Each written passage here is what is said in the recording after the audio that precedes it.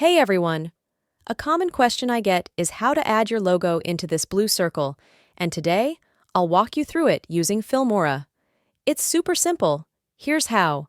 Import your green screen video into Filmora. Design your logo as a circle using Canva or any design tool. Upload the circular logo into Filmora. Go to the AI tool on the top right and select Chroma Key. Remove the blue color by clicking on it.